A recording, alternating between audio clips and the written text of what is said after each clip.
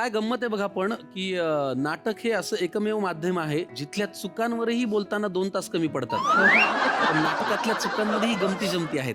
तर अशा फंबल विषयी तुमच्याकडे काही आठवणी, काही प्रसंग आहेत अनिता? आता मध्यंतरी तो राजहंस एक नावाचा मी प्रायोगिक नाटक करतो. त्या नाटकात शेवटाकडे असं एक इमोशनल प्रसंग आहे आणि माझं असं वाक्य आहे की तुम्ही दुसरी मुलगी बघा, माझ्यापेक्षा चांगली बायको मिळेल तुम्हाला.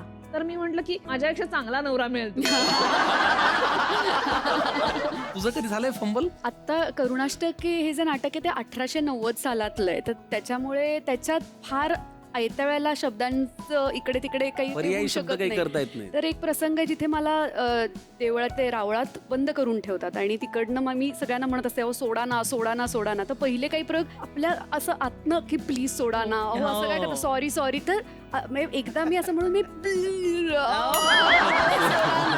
इंग्लिश शब्द त्या नाटकात जे येतात प्लीज गिळला. की प्लीज गिळला किंवा सॉरी खूप वेळा अचानक इथपर्यंत आलेलं असतं. आता त्याची सवय झाली, पण पहिले काही प्रयोग थोडं वेळ गेला. काही आठवणी, काही प्रसंग आहेत का? आठवणी म्हणजे मी वर्षानुवर्ष असू शकते.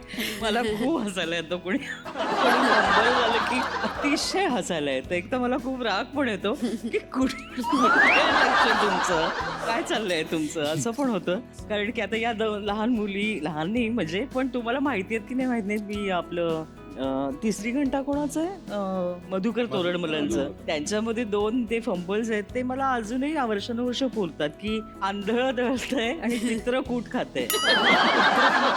असं ते जोरात म्हणाले नाटकात. आंधळ दळतंय, पित्रकूट खातंय.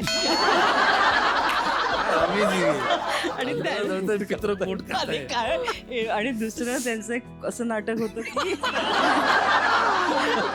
नाटक होतं तेव्हाचा तो सेट असा, जिन्यावरनं ते असे मोठे जमीनदार वगैरे असे तो कोट बीट घालून चिरूट हातात असे ते येतात आणि त्यांची मुलगी आत्महत्येसाठी ते गोळ्या घेतलेल्या असतात असं काय, आणि ते रागाने येतात आणि तिचं नाव इला असतं. तर ते आले आणि त्यांनी म्हटलं, इला गोटी या बेळ्या कसल्या, इला बेटी या गोळ्या कसल्या, इला गोटी या बेळ्या कसल्या. तिलाही कळलं नाही की कसल्या कुठल्या भाषेत चाललंय. इला बेटी या बेळ्या कसल्या. आणि प्रशांतनी एकदा केलं, पण मला गंमत काय वाटते, कधी कधी इतकं लोकप्रिय आणि तो खूप थोरच आहे प्रशांत, म्हणजे रंगमंचावरचा, म्हणजे तो राक्षस आहे खरं म्हणजे, असा चांगला राक्षस, असा गोड राक्षस, मध्यभागी होता तो. आणि मी त्या साईडला होते स्टेजवर आणि मला जोरात मला चाकणमध्येच, आणि मी घालून फिरतो मग लट्ट्या पट्ट्याचा चेंगा. इतकी थकवून त्याकडे बघत होते. पट्ट्या पट्ट्याचं लेंगा, लट्ट्या पट्ट्याचा लेंगा, त्यावर लट्ट्या पट्ट्याचा चेंगा. एवढंच मी त्याला का मग काय, आणि मला अशी कोणी किती काय होत नाही, कोणा कळलं नाही.